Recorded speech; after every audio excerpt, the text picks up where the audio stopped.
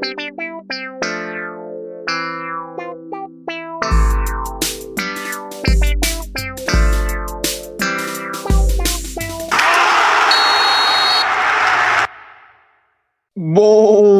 dia, boa tarde, boa noite, queridos ouvintes do Boleirês, a linguagem da bola.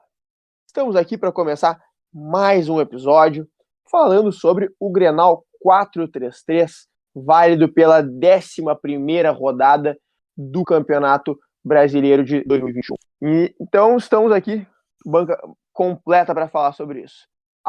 @Estevam Peralta. Me falassem 0-0 antes do jogo, eu tava feliz. Mas depois do jogo, fiquei puto. É verdade, realmente faz sentido. @Léo Batata. E pensar que o Grêmio, durante 2 anos, teve Paulo Vitor, Vanderlei e Júlio César. @Cartana182. É só agradecer ao Gabriel Chapecó por a gente não ter perdido o Grenal. É verdade, cara, tem toda a razão. E eu, @CarlosPacheco_27, que bom, já nem vou falar do Chapecó, mas vou citar também o Kahneman, que eu acho que fez um grande Grenal. Mas então, vamos começar, o jogo hoje é um só, né, então, quem se sentir na qualidade boa de fazer isso, fala um pouquinho sobre o jogo para nós. Eu só quero complementar a informação ali que também eu sou um dos responsáveis pelo empate, porque eu coloquei o Yuri Alberto no Cartola pra zicar e nunca falha, né? Tá certo, garantiu. Tem que jogar na segurança, tá certo. Exatamente, não tem. Eu escalei no Cartola, ele não vai fazer gol, é impossível. Perfeito. Gostei da tua atitude, muito altruísta da tua parte. Mas o Nick, o Yuri Alberto, ele foi um dos grandes destaques do jogo, né? Não sei se a gente pode dizer se positivo ou negativo, porque ele teve algumas oportunidades bem importantes que ele acabou não fazendo gol, né? E em que em outros momentos ele já demonstrou que faria alguns dos gols que ele perdeu, né? Claro, muito também mérito do Chapecó, mas acho que em algumas oportunidades, principalmente uma das últimas que ele teve, que ele saiu, ele estava de frente e deu uma pancada em cima do Chapecó, né? Sendo que ele poderia ter só deslocado, né, com a perna esquerda. Mas paciência, né? O Inter fez uma boa partida, né? Fez um confronto competitivo, né? O Inter competiu, né? Teve a volta do Moisés, o Patrick e o Tyson, né? O Patrick voltando a jogar por dentro e o Tyson jogando um pouco mais aberto, mas os dois alternaram bastante, né? Mas achei bem interessante essa situação que o Aguirre promoveu nesse jogo, né? Porque ali foi um dos melhores momentos. Foram os melhores momentos da passagem do Patrick pelo Inter, né? Foi jogando ali por dentro, é claro. No último Brasileiro ele foi muito bem jogando aberto, né? Mas o time tinha uma forma reativa de jogar, então era parecido com essa função que ele cumpriu no Grenal, né? O Moisés também fez uma partida ok, né? Defensivamente foi bem e tal.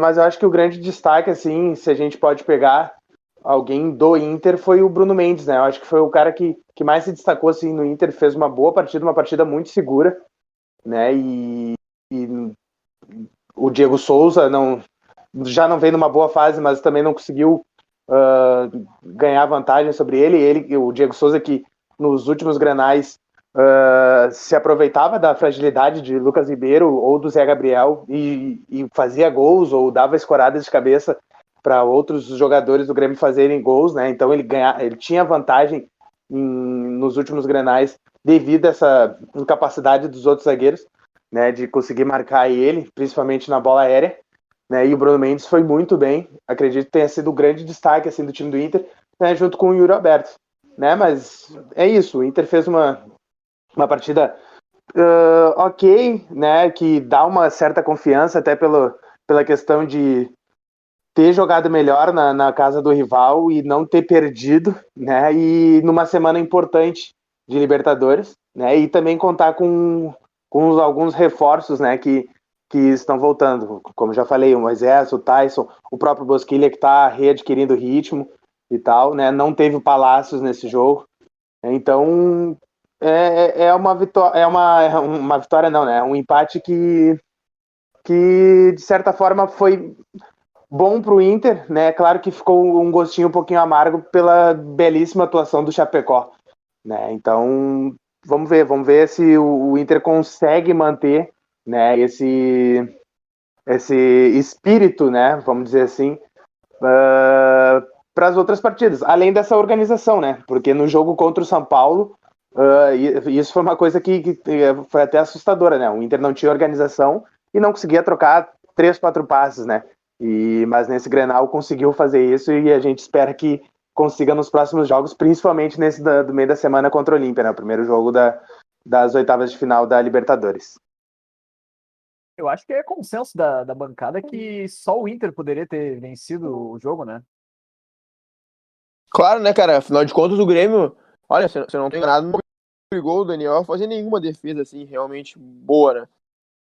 Eu acho que só o Inter poderia ter saído, né? O Daniel não fez nenhuma grande defesa e o Inter neutralizou muito bem, né? As principais jogadas do Grêmio, né? O Ferreira estava sempre bem marcado e quando conseguia se desvencilhar não conseguia fazer um chute Saiu tão no bom jogo assim, também, né? inclusive se machucou. Inclusive no segundo tempo ele saiu machucado e eu acho que vai ser uma lesãozinha que pode deixar ele um tempinho fora, né? Porque joelho é complicado, né? E o Douglas Costa também não fez nada demais, né? Acho que eram E foi os ligamento, dois né? Foi jogadores. ligamento. Já tem a informação sobre o Isso, mas Ferreira? Quanto tempo parado? não, o tempo não, mas um repórter disse que foi ligamento, mas não é aquela lesão que fica tanto tempo fora, como foi o Bosquilha, Não, uma Saravia, assim. ruptura total. Deve ter sido alguma parcial, Um assim, né? estiramento, algo assim, né? Um Isso. estiramento, alguma coisa assim. E o Douglas Costa também, né? Que não fez nada demais, assim, no jogo. E eles eram os jogadores mais perigosos, né? Do time do Grêmio. Mas não conseguiram criar muita coisa, muito pela boa partida do setor defensivo do Inter, né? Cara, na minha opinião, o jogo foi ruim, né, no geral, como já se esperava, mas a gente pode ver no jogo a diferença entre o Grêmio e o Inter hoje, né? Nenhum dos times tá bem, nenhum dos times é bom, mas o Inter pelo menos parece que não convive com o abatimento psicológico, já o Grêmio convive. Então, sabe, o Inter conseguiu jogar com alguma tranquilidade, embora não fosse bom e tal, enquanto que o Grêmio não, né? Porque o Grêmio errou na saída de bola.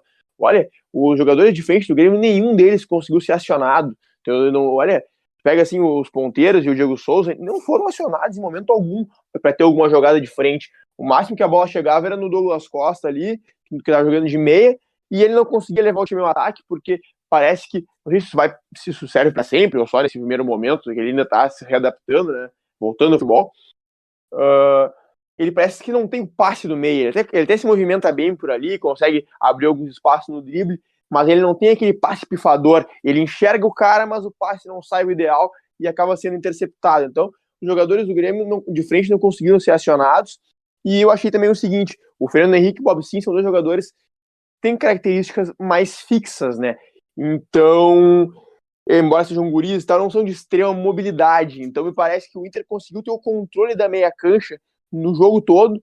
O Inter conseguia sempre ter segunda bola e tal. E além de conseguir sempre segunda bola, atacava a defesa do Grêmio, que estava muito mal, né? Muito mal. Embora tenha voltado a marcação individual, o Jeromel fez, assim, acho que um dos piores jogos dele com a camisa do Grêmio. O Cortez mal também, tanto quanto o Diogo Barbosa vinha jogando mal, o Cortez jogou mal também, o Rafinha fraco. Então, só o Kahneman se salvou nesse sistema defensivo do Grêmio, o Chapecó, claro, né? Então, o Inter conseguia dominar a meia cancha, que dava mais posse de bola, dava o controle do jogo, e ainda chegar no gol do Grêmio, porque a defesa estava fraca. E o Grêmio, quando roubava a bola, não conseguia chegar ao contra-ataque. Por quê? Porque acabava sempre perdendo ela nessa transição, porque o meio estava fraco. Então, o empate foi maravilhoso que o Grêmio apresentou. Agora é torcer para melhorar. O Grêmio se escapou da derrota, né? Porque o Chapecó fez uma partida memorável, né? Ele já tinha ido bem contra o Santos, não sei o que os amigos acham, mas ele também foi muito bem naquela partida. E sábado foi extraordinário. O Inter perdeu muitos gols. O Yuri Alberto, né? deu aquela defesa no primeiro tempo do Chapecó, que ele chuta cruzado, uma bola difícil de pegar, e ele pegou, e depois também, no final do jogo, chutaram em cima dele, mas igual o reflexo de pegar aquela bola dentro da área. Então o Inter saiu com um resultado amargo, né? Acho que muito também pelas trocas do Aguirre, que mexeu muito mal, na minha opinião. O Patrick fez um bom primeiro tempo, mas no segundo tempo estava visto que não aguentava mais. A gente já fala isso, eu pelo menos estou sempre falando, que está sempre jogando os 90 minutos, ele não aguenta mais o Patrick. Aí ele tira o Caio Vidal, que estava melhorando o jogo, no primeiro tempo foi apagado, mas no segundo tempo, quando foi acionado, estava conseguindo levar perigo, criar umas jogadas. E aí ele tira o Caio Vidal para botar o Galhardo, recuar o Yuri para jogar na ponta, e matou o time. Depois o Inter não conseguiu criar mais no segundo tempo, aí no final teve esse lance do Yuri, mas ficou devendo. Acho que o empate passa muito pelo Aguirre, porque podia ter sido mais ousado, ele botou o Johnny ali, podia ter botado o Lucas Ramos, quem sabe até o Nonato, para ter um pouquinho mais de ataque. Não, tava carente de opções, claro, tinha só o Bosquilha, que entrou no intervalo, por causa que o Tyson não ia aguentar, aguentou só 45 minutos e já aguentou descontado, e mesmo assim já mostra, né, que o Inter com o Tyson é outro time. Lembrar um contra-ataque que ele lançou, deixou no pé do Edenilson, e o Edenilson errou um passe de 2 metros para o Yuri Alberto, que estava entrando, se não me engano. Então, outro, né, até achei que o Batata ia comentar, né, porque o Edenilson parece que nem entrou em campo, não jogou absolutamente nada. Sim, Então, mas também, Estevão, não teve o pênalti também, né? É verdade. Estevão, é óbvio que eu não vou comentar do Edenilson, eu já cansei, já larguei esse negócio de mão. Tá bom, Batata. Então, acho que dele não tem, que é o juiz marcar o pênalti e ele chutar, como é que ele vai jogar bem, não? Tá. Mas, e também, até vou deixar pro Batata falar isso aí, né? Ele botou no grupo lá nosso do Cartola, da agressão do Alisson no Patrick, mas só um comentário, né? Tem até os vídeos rolando aí, o VAR acho que estava descalibrado, assim como estava contra o Vasco. Mas falando... Quer comentar, Batata? Não, vou comentar ligeirinho, né? É que esses lacaios que estão falando aí sobre pênalti, né? Porque o Edenilson não teve pênalti para fazer gol. Eles não falam sobre isso, né? Eles não falam sobre o lance do Alisson, que foi muito parecido com o lance de uma expulsão do Musto, né? Que ele deu uma cotovelada no Diego Souza, num lance também, que a bola estava bem longe da jogada, né? Mas dessa vez o Alisson deu um soco no Patrick, inclusive foi nessa jogada aí que o Tyson depois deu o passe para o Edenilson, e o Edenilson errou pro Yuri, né? Foi nesse mesmo ataque. Mas isso eles não comentam, né? Mas é nós que somos favorecidos, Estevam. Então deixa quieto. É verdade. Eu não vi esse lance, realmente não. Vou abster porque eu não vi esse lance. Uma mágoa nessa fala do Batata, não sei se também. Eles são lacaios, eles nem escondem que são, Estevam. Eu sinto uma mágoa. Lamentável. Há alguns anos atrás, eu não sei se está na tua memória, assim, tipo, não tinha VAR, beleza, mas o William destruiu a cara do Bolanhos com uma cotovelada, né? E eu lembro bem que os amigos colorados do nosso grupo falaram exatamente essa frase aí. Isso é um absurdo tu falar isso num programa lance de jogo, cara. Que a gente fala sobre futebol. Queixinho mole. Entrou com queixinho mole. Não. Vamos fechar o jogo. Não, agora eu vou falar. Eles falaram que era lance normal, um lance que a bola tava saindo pela linha de fundo, o cara me dava uma cotovelada na boca do outro. E eles omitiram o fato. Falaram que era um lance de jogo, um absurdo. Então, o lance do Alisson é lance de jogo. E se quiser, liga pro Noveleto lá pra ele pagar o VAR de novo pra vocês. Vamos focar no jogo. Continuando, o Batata já comentou, né, sobre o Bruno Mendes, né, que partidaça. Ele e o Yuri Alberto, para mim, foram os dois melhores do Inter no jogo. Ele, um zagueiro de segurança, foi muito bem. E se manter esse nível do Grenal, ele é titular do Inter na zaga, né? Principalmente com a chegada do Mercado, joga ele e o Mercado. Claro que a gente precisa de uma amostra melhor do zagueiro, mas se manter esse nível, ele tá muito melhor que o Cuesta, e o Cuesta vai ter que bancar para ele e pro Mercado, porque o Mercado para mim chega e já é titular, né? E fazer um comentário também sobre... Eu só vou discordar de ti rapidinho, porque o Mercado, eu não lembro dele jogando de zagueiro, né?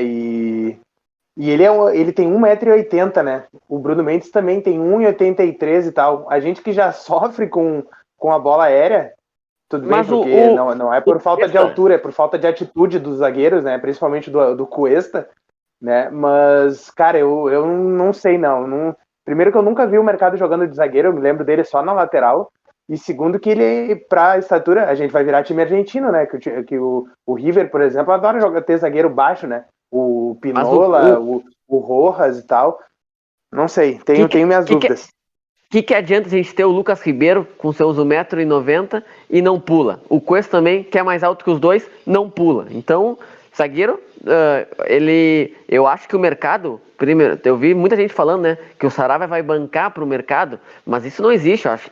Eu acredito, eu espero que o mercado tenha sido contratado para ser zagueiro, porque o Saravia é um jogador que é o jogador mais titular da linha defensiva do Inter, é o Saravia. Então, para mim, vai ser PV ou Moisés, né? Mas Até o o Sarabia Aguirre. não votou bem, né? Sim, pera não aí, voltou Não ei, votou bem, bem ei, da ei, lesão. mas ei, ele o vai pegar. mercado, o mercado na lateral é um absurdo, é um cão castrado completo, ele não passa do meio de campo. Eu acredito que o mercado vai ser zagueiro, porque o Saravia, querendo ou não, tá voltando de lesão, tá voltando de Covid, mas mesmo assim ele é com o pé nas costas um dos melhores laterais do Inter na década, junto com o William ali. Então não tem cogitação ele ser banco desse time. Para mim, da linha defensiva do Inter, ele é o melhor disparado, ele é titular disparado. Acho que o Aguirre comentou, né? Eu ia falar sobre o PV e Moisés ali, que ele comentou sobre que esses jogadores experientes, Dourado e tal, ele gosta muito dos jovens, mas quando tem esses jogadores à disposição, vão ser titular. O Aguirre tem muita confiança nesses jogadores mais experientes, mas claro, vai botar os jovens para jogar, mas com o tempo. Foi isso que ele disse na entrevista dele pós-jogo. Mas só para Estevam, finalizar, Estevam, diga. só pra eu pegar o gancho do que o Batata falou sobre a altura ali, essa questão ela é absolutamente fácil de refutar, porque a zaga que foi sensação no Inter e multicampeã, que é o Índio e o Fabiano Heller, um tinha 1,80 e o outro tinha 1,83. Então é muito mais uma questão de atacar a bola, de saber se posicionar, atacar a bola e tirar o atacante da jogada do que ter altura, tá ligado? Hoje tem os caras altos ali, 1,90, 200 metros, pode ser, e os caras não atacam a bola, não adianta nada. E perde pra uns anão. E posicionamento, tem também marcar o atacante, né? Também não. A gente vê o Bruno Fux, o Cuesta, tantos lances que tomaram gol do Diego Souza, eles marcando a bola em vez de marcar o jogador, deixando o Diego Souza subir sozinho. Mas olha só, cara. não, mas só para fechar esse debate, eu acho que não é uma sentença que tu vai tomar gol de cabeça tendo dois zagueiros não muito altos, mas é algo que já parte ruim. Se os dois zagueiros forem muito bons e bem entrosados, como o exemplo que deu o Cartan, é ótimo, dá para sobreviver a isso, mas que não é algo que conta a favor, não é mesmo. No elenco do Inter não tem essa opção. O mercado, eu tenho total certeza que é melhor na bola aérea que o Vitor Cuesta. E é 20 vezes melhor que o Lucas Ribeiro na bola aérea. O Bruno Mendes já mostrou nesse jogo que é muito melhor. Ele enfrentou um dos maiores cabeceadores do futebol brasileiro, que é o Diego Souza, que salta uma enormidade. É um Cristiano Ronaldo, parece, pulando esse desgraçado. E foi muito bem, ganhou quase todas do Diego Souza. Então, acho que se manter essa regularidade, vai ser titular do Inter. Parece um Cristiano Ronaldo. Essa foi muito. Na Série B ele vai parecer quem, então? O Pelé? Não. Quem dera aparecesse, né? Não, eu disse no sentido de pular, né? Porque você não concorda que ele salta muito? Não, salta, claro, tem jeito falou. Mas só. Então, já pegando o Diego Souza aí que tu falasse, eu acho que o Bruno Mendes foi bem mesmo, mas o Diego, como eu disse, ele foi um pouco abastecido. E isso é uma coisa que eu tava querendo falar. Todo mundo falando mal da fase do Diego e tal, de fato, não tá tendo excelentes resultados, mas eu acho que é muito porque ele tá sendo pouco abastecido. Ele é um centroavante mais pesado, claro que ele não vai se movimentar full e tal, mas ele é um cara que depende de receber a bola, principalmente bola aérea, coisa assim, para fazer os gols, e o Grêmio não tá dando isso para ele. É claro que o resultado dele não tá aparecendo. Então, eu absolvo um pouco essa questão aí, porque eu acho que tá faltando receber bola. Esse jogo, ele nem teve uma bola boa, e ainda assim conseguiu uma oportunidade, né? Acho que a melhor oportunidade de gol do Grêmio no jogo foi a bola que ele tentou encobrir o Daniel, bola horrível, né? Ele tava encurralado entre dois zagueiros e ele conseguiu, no lance de qualidade ali, se livrar da zaga e ter uma finalização por cobertura. Então, isso que eu penso do Diego, assim como eu já falei antes dos ponteiros do Grêmio. Eu queria acrescentar mais que o Rafinha é incrível, né? Parece que ele não tem intensidade, assim, quando entra o Wanderson, parece que o Grêmio corre 10 vezes mais pelo lado direito, então é uma coisa que tem que ser observado. Eu acho que o Wanderson passou da hora de receber oportunidade, assim como o Guilherme Guedes, afinal de contas, quando joga o Diogo Barbosa, a gente arranca os cabelos. Quando fica o Cortez, joga o Cortez, a gente arranca os cabelos também. Então não tem como. O Cortez até em determinado momento estava um pouco melhor, mas no final do jogo ele tomou bola nas costas, um horror, uma insegurança absurda. Então o Grêmio precisa dar oportunidade para os guris laterais. O Wanderson é bom jogador, o Guilherme Guedes ainda é uma promessa, depende de como ele tá, né, que a gente não sabe, mas tem que receber oportunidade, porque não dá para se contentar com o ruim que tá aí, porque é o mesmo caso do gol, né, o Vata falou ali, ele ficou com tanto tempo com goleiros ruins e não deu oportunidade para os guris. Tem que dar oportunidade se o que tá ali não tá bom. Pode ser que o outro que entra não resolva também, aí é azar, vamos ao mercado, né, mas tem que tentar. E para completar só, o Chapecó ali fala... O mercado já é nosso, o Inter já contratou o mercado já, Pacheco. É verdade. O mercado já tem clube. Mas só para fechar sobre o Chapecó, falando sobre as defesas dele e tal, para mim ele fez 3 grandes defesas no jogo, além de outras várias defesas de segurança, assim, boas também, mas tem a primeira defesa, aquela que o Yuri Alberto chuta cruzado na entrada da área, ele pega no cantinho no primeiro tempo, é uma defesa de extrema dificuldade, porque o Yuri Alberto ele consegue uma finalização absolutamente inesperada. Não esperava que ele chutasse ainda mais naquele ângulo, ele conseguiu chutar bem no cantinho, um ângulo muito improvável, e o Chapecó muito ligado, com muita elasticidade, chegou bem na bola, conseguiu fazer aquela defesa. A finalização do Tyson, que o Tyson sai cara a cara com ele consegue fechar, é muito boa também. E a primeira finalização em cima dele, acho que é do Yuri Alberto, no final do segundo tempo, ela é muito difícil, porque embora ela seja mais ou menos aonde ele estava, assim, é em cima, então ele tem que levantar o braço com muita velocidade, é uma grande defesa. Aí depois teve aquela do Patrick, que já foi um pouco mais tranquilo, porque essa sim foi mais onde ele estava mesmo, né? Mas enfim, para mim essas 3 são muito boas, sem contar tantas outras de extrema segurança. Realmente foi o melhor nome do jogo, ao lado do Kahneman, que jogou uma enormidade na zaga do Grêmio, jogou por ele, pelo Joramel, pelo Rafinha, pelo Cortez e quem mais precisasse. Só mais um comentário sobre o Grêmio, né? Mesmo a gente falou antes do jogo, né? Como o Inter e o Grêmio estavam mal, mas o Grêmio me assustou bastante. Eu sabia que o Grêmio estava mal vendo os jogos, mas confrontando o Inter, achava que o jogo ia ser mais parelho, um jogo ruim, mas parelho. O jogo foi ruim, mas até superou minha expectativa, não foi tão ruim como eu achei que fosse, mas o Grêmio foi muito mal. O Douglas Costa perdendo a corrida para o Patrick saindo meio metro depois e ganhando o Douglas Costa na corrida. Aquele lance foi um absurdo. Então o Felipão vai ter bastante trabalho. Agora já enfrenta já a LDU na Sul-Americana, né? Não sei se o jogo vai ser na altitude, não sei se já liberaram já no Equador, mas o Felipão vai ter trabalho, vai ter pouco tempo para treinar, né? A gente já comentou isso também sobre o Aguirre, e vai ter que acertar esse time quanto antes, porque o Grêmio tem 3 pontos, apesar de 2 jogos a menos, tem 3 pontos no campeonato, e o campeonato tá indo, né? Já estamos quase em 1/3 do Brasileirão. Estevão, bem lembrado, caralho. Teve uns 2 ou 3 lances no jogo que o Douglas Costa arrancou assim, passou as marchas no motor dele e a velocidade não veio, né? Ele que era conhecido por ser um velocista, tá? Não sei se é por causa do peso, o que é. Ele arrancou, foi, ó, teve um com o Patrick, teve outro, acho que com o Bruno Mendes mesmo, que parece que não tinha potência ali pra ele. Então, e a questão sobre o jogo da LDU, cara, esse é um jogo que eu tenho uma ótima expectativa, porque eu já disse várias vezes aqui que, pra mim, além de todo o problema técnico e tático, tem muito problema psicológico também, e esse é um jogo que, por não ser do Campeonato Brasileiro, o Grêmio tende a jogar um pouco mais tranquilo, menos pressionado, e se tiver um resultado positivo, ele pode dar uma certa confiança para a gente levar para o Campeonato Brasileiro. Então eu tenho uma boa expectativa sobre esse jogo, para ver o Grêmio jogar um pouco mais leve e melhorar ainda melhor o moral, porque eu acho que para mim esse é o grande ponto do momento. O Grêmio precisa melhorar a moral, porque do jeito que tá não dá, a bola tá queimando e isso aí a gente sabe que, olha, o jeito mais fácil do time grande cair é a bola queimar, porque qualidade suficiente para cair nenhum time grande tem, nem o Inter tinha em 2016, sempre tem qualidade para escapar, um pouquinho que seja. Agora, não pode a bola queimar. Quando a bola queima, aí não tem volta. Vai ter alguns desfalques para esse jogo, né? Não, só um comentário que eu dei uma olhada que o Jeromel, Rafinha, Ferreirinha, né, que está machucado, e não me lembro o outro, acho que foi o Bobson também, que não vão para pro jogo contra o LDU, uns por desgaste e outros por lesão, né, no caso do Ferreirinha.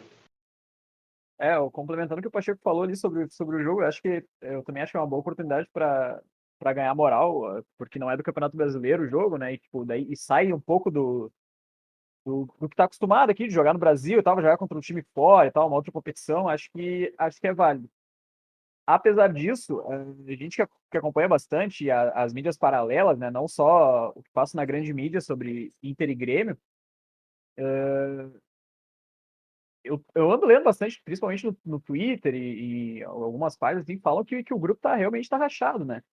E teve aquela questão do último jogo lá, que o Rafinha e o Diego Souza não voltaram para assistir o segundo tempo e tal, e até umas conversas que eles queriam barrar a vinda do Filipão, né?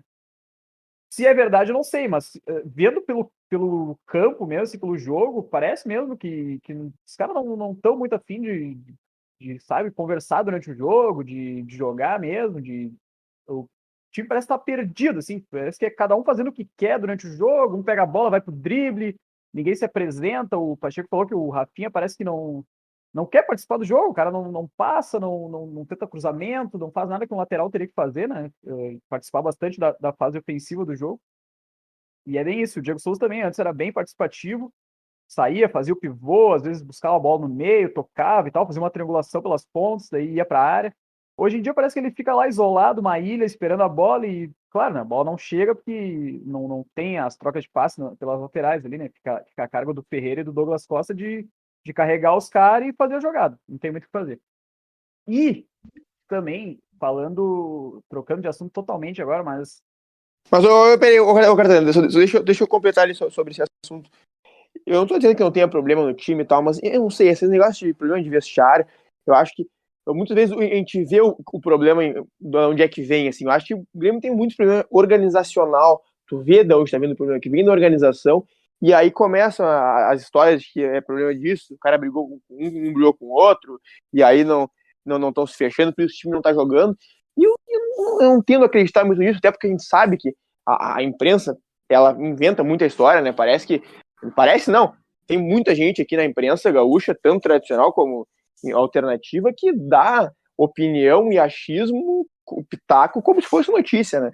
Então, cara, eu não tô dizendo que não tenha problema e tal, eu não tenho como saber, mas às vezes a gente vê bem, eu vejo de onde vem os problemas, é uma desorganização muito grande da parte tática, e se houverem problemas mesmo, muitas vezes os problemas vêm do resultado, né, cara? Porque é um ambiente de fracasso, né, de insucesso, de tristeza, e isso aí, claro, que deixa os ânimos mais exaltados.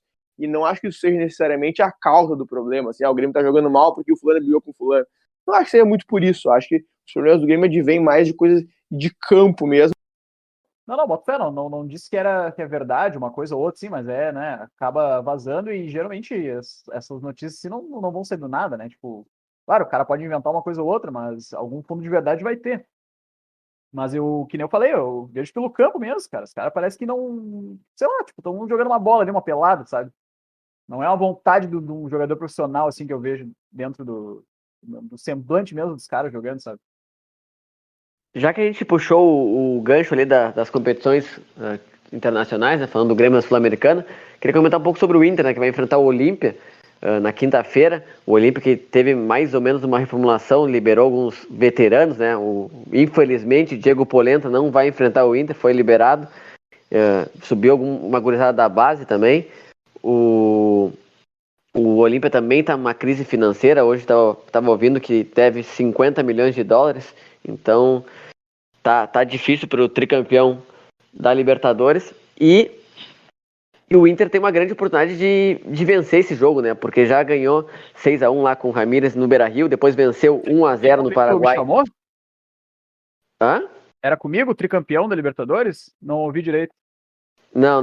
Eu Não? Ah, espero que tá. eu esteja falando tri rebaixado daqui a Ah, não, pouco. é tricampeão da Libertadores, foi mal. Mas, mas o.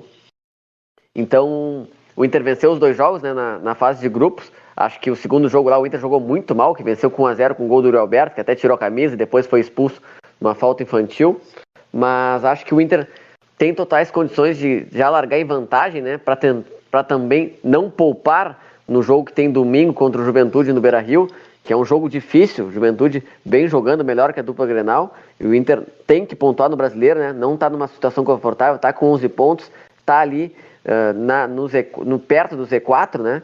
A gente não pode botar o Grêmio como parâmetro, o Grêmio está lá embaixo, mas o Inter também tá perigando, não pode perder pontos em casa, porque o Inter não venceu ainda no Brasileiro e tem que vencer domingo. Então, por isso que é importantíssima a vitória contra o Olímpia na quinta-feira, para não ter essa desculpa de poupar pro próximo meio da semana, né? Então, acho que o Inter tem totais condições, ainda mais que o Olímpia vai fazer seu primeiro jogo, né, na volta da pré-temporada, não vai ter ritmo.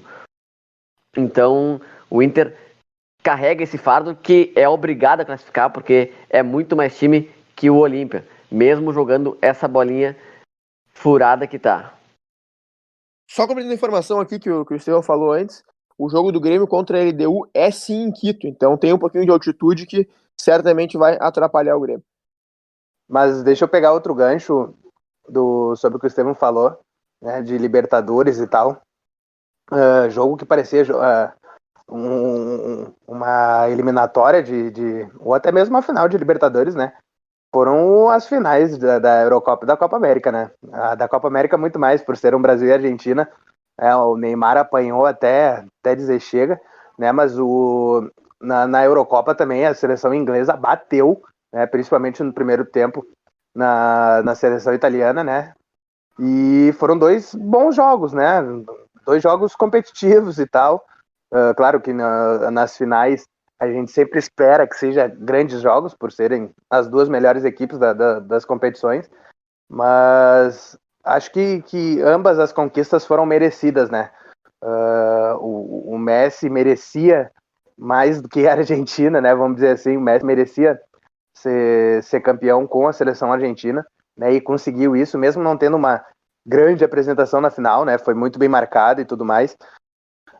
Mas contou com a parceria, né, de um dos grandes, né, destaques dessa seleção nessa Copa América, que foi o Depou, né, e o Di Maria, que assumiu a titularidade no final da competição e fez o gol, né, numa falha total do sistema defensivo da seleção brasileira, né. E a Itália que foi muito bem, a Itália totalmente merecida a conquista. E o final do jogo, né, Batata? Quando o juiz apita. Não, só comentando, o final do jogo, né? O juiz apita e todos correm em direção ao Messi, que se ajoelha chorando já. Aquela cena foi muito bom. Imagina, o Messi carregava uma mochila nas costas de não ter vencido nada pela seleção, mesmo sendo um gênio como é. E outra, não, só ia comentar que o Di Maria, eu acho que é o clássico exemplo que a gente pode falar de um jogador de seleção, né? Porque em clube ele não joga bem, acho que desde 2014, mas na seleção ele ainda entrega bastante. Não, e também teve toda a questão durante a semana que rolou bastante no Instagram, principalmente, né, das pessoas manifestando que iam torcer pela Argentina e tal, e daí as pessoas brigando por causa disso. Mas, cara, independente disso, velho, é um gênio do futebol e eu postei no Instagram e tal, e, cara, era muito injusto esse cara acabar a carreira sem ter um título pela seleção, né, meu? Sabe? Cara, é muito raro aparecer gênios assim no futebol. Então, tipo, Pelé só teve um, Ronaldinho Gaúcho e tal, etc. Ronaldo Fenômeno. E é tão raro esses caras aparecerem e todos eles têm uma história na seleção, né? Principalmente os brasileiros. E claro, né? Os dois de agora, o Cristiano Ronaldo e o Messi. E que bom agora que o Messi também tem título pela seleção. E eu acho que não tem muito essa de, torci pela Argentina. Cara, eu torci realmente, eu olhei o jogo bem neutro ali, porque a seleção brasileira não empolga tanto. Não parece ter um time para competir, principalmente na Copa do Mundo, né? A gente vendo o nível da Eurocopa lá, tá muito alto, realmente. Eu acho que com certeza a Copa do Mundo vai ficar na mão de um europeu. E não torci pela Argentina, assim, ferrenho, torci mesmo, cara, olhei o jogo bem neutro e, claro, mano, foi emocionante ver o Messi levantar a taça ali e tal, tudo, e merecido. Cara, e realmente pegou um ponto aí que a seleção brasileira tá rendendo muito mal, né? Eu não torci contra o Brasil, porque eu já tentei torcer contra o Brasil quando menor várias vezes, mas eu descobri que eu sou brasileiro, não adianta. Depois a gente perde rindo da gente lá fora, então é melhor torcer pro Brasil. Só que, de qualquer maneira, eu admiro o futebol argentino e merecia o Messi ganhar, as pessoas falaram, mas e o Brasil tá jogando muito mal também, né? É muito difícil o Brasil ganhar essa Copa América, ia ter ganho 2 Copas América seguidas e tal, ia passar uma mensagem que tava tudo bem, tá fazendo um grande futebol, e não tá, né? Não tá. O Brasil tá jogando, o rendimento tá muito fraco. Olha, quando acabou a Copa do Sul-americano Mundo. no geral, né, Pacheco? A gente olha toda, a gente Sim, vê o nível de uma Copa, numa Eurocopa pro nível de uma Copa América, pelo amor de Deus. Não tem não, nem claro. comparação o nível dos jogos, a velocidade, a intensidade dos caras lá fora é outra coisa. Não, claro. A própria Argentina mesmo, né? É um time reativo e totalmente dependente do Messi. Agora, cara, quando acabou a Copa do Mundo ali, eu fui a favor da manutenção do Tite. Eu achei que ele estava fazendo um bom trabalho e que não tinha, porque aquela derrota que foi, assim, foi do jogo, uma coisa que acontece, interromper o trabalho, era melhor deixar que era o caminho certo. Agora, o impressionante é que depois daquilo, parece que começou um declínio muito grande, né? Da Copa em diante, o Brasil nunca mais se encontrou. Na verdade, na Copa já não foi tão bem, mas tinha desfalques e tal, do Renato Augusto, que era o nome principal daquele meio-campo. Mas da Copa em diante declinou cada vez mais, ao invés de retomar a ascensão, até manter o futebol, tá cada vez pior o desempenho do Brasil, que é mascarado pelos resultados contra esses péssimos times sul-americanos, mas que na Copa do Mundo não vai nos levar a lugar nenhum. Mas eu discordo um pouco, porque eu acho que a geração é muito fraca, cara. E tem muita gente falando sobre isso, né? Tipo, os jogadores titulares da seleção é um meia do Lyon, é um jogador que é reserva do Benfica, é um cara que é destaque no Everton, né? A seleção brasileira que teve jogadores sempre destaques em grandes clubes, principalmente europeus, hoje em dia não tem mais isso. Os jogadores, eles que estão sendo convocados e merecem. Eu não estou dizendo que eles não mereceriam, né? O Paquetá fez uma grande temporada pelo Lyon, né? O Richarlison vem de 2 boas temporadas pelo Everton. Mas é que não tem quem levar, né, cara? Esses são os nossos melhores jogadores. E a gente sabe que o futebol que é jogado aqui no Brasil é totalmente diferente, né? Então não adianta de nada. E a gente sabe que tem muita gente que pede, por exemplo, o Gabigol, né, ser titular. A gente sabe que tem isso, né, Pacheco? Mas é isso, os melhores estão ali, mas os melhores não são melhores em grandes clubes, né? Coisas que nas outras seleções isso acontece. Né? Mas o. Vai. Não, só dizer, cara, quando muito se fala dessa história de geração boa, geração ruim há muito tempo, né, no Brasil. Acho que desde que a gente não ganhou em 2006 se fala em geração boa, geração ruim. E, cara, tudo bem. Provavelmente a geração de hoje é inferior a outras que o Brasil teve maravilhosas. Mas quando eu paro para olhar assim, a geração do Brasil não é muito pior que outras seleções aí. Tá, hoje a gente tem a França, uma geração maravilhosa, nominalmente. Agora, tirando a França, assim, quem tem uma geração fora do comum? Mesmo agora pega a Itália, campeã da Euro, a Inglaterra que chegou na final, tem bons times e tal, mas não são, assim, magníficos, equipes assim com gênios, são equipes equivalentes ao Brasil no nível da qualidade de seus jogadores, na minha opinião. Tu dizendo, vai comparar um com o outro, mas né, nível geral, equivalência, me parece que o Brasil não está atrás dos outros. Se organizar, se trabalhar bem, se tiver um time bem montado, consegue bater de igual para igual com outras seleções. Talvez hoje não consiga ser tão boa como a França, por exemplo, mas né, a França mesmo perdeu a Euro. Tu ser melhor não é requisito que vai vencer. Agora, não acho que a gente pode não ser tão bom quanto a gente já foi, mas ainda dá para ganhar. Se bem organizado, tem qualidade para ganhar. Não é como se fosse impossível ser campeão com nossos jogadores. Mas tem uma coisa, né? Tem uma posição que é extremamente fundamental, que é a do número 9, que a gente não tem faz muito tempo, né? Desde Ronaldo e Adriano ali, né? A gente teve uma Copa com Luiz Fabiano, que era um bom jogador no clube e tal, mas a nível de seleção não era tão top assim, né? A gente teve Fred também em outra Copa, então o Fred também no Brasil ele sobra, mas para nível de seleção diferente, né? E isso a gente vê em outras seleções. Tu comentou, na França tem o Benzema, né? Na Bélgica tem o Lukaku, que é um dos melhores centroavantes hoje do mundo, né? Na própria Inglaterra agora tem o Harry Kane, né? Então, isso falta no Brasil faz tempo, né? A gente até tem um bom jogador que é o Pedro, mas que lá na Europa não se destacou. Aqui no Flamengo ele joga e alterna com o Gabigol e tal. Acho que é um cara que tem essas características, mas que precisa desenvolver um pouco mais também, porque é uma função extremamente importante, né, para as grandes equipes. Claro, a Itália agora foi campeã sem esse número 9 referência, né? Mas o Immobile, por exemplo, foi artilheiro do campeonato italiano, né, há 2 anos atrás, com recordes, né, de gols em uma edição. Então, todas essas seleções têm esses jogadores, né, esses fazedores de gols, né, e claro, com a organização do resto do time e tal, mas eu acho que esse é um dos diferenciais. A gente tem o Neymar, né, que é um cara que individualmente vai muito bem, mas que a gente viu agora, né, que sendo bem marcado e apanhando como ele apanhou nessa final de Copa América, não tem o que fazer, né? A gente não consegue ter uma outra alternativa para vencer outras equipes mais competitivas. Não, tu pegou o exemplo do Immobile. Pô, eu gosto do Immobile, é um bom jogador.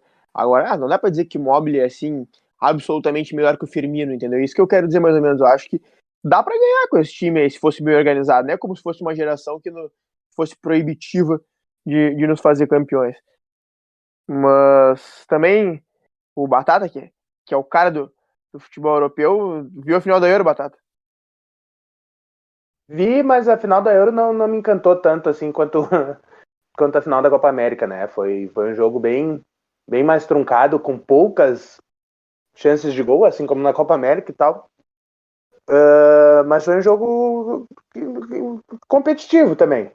As duas equipes marcaram muito, fizeram muitas faltas, como eu falei, a Inglaterra, no primeiro tempo, principalmente, bateu muito na seleção da Itália, né? Mas fez um gol cedo, né, com o Luke Shaw, mas depois parou de jogar, né, e não conseguiu mais criar mais nada. E a Itália com um merecido, né, título, que ela fez uma campanha muito boa, né, tá num recorde de jogos sem perder, tá com uma geração bem interessante, assim, com jogadores com nível de competitividade bem legal, né, e uma coisa que é importante também foi o crescimento da liga, né, da liga italiana, né, que nos últimos anos teve a Juventus como hegemônica, né? Nessa temporada a Inter de Milão ganhou, né? A Juventus ficou em quarto, né? Tem a Atalanta na frente, o próprio Milan retornou, né? A fazer uma boa campanha, né? Então isso também ajudou com que a seleção tivesse alguns bons valores, né?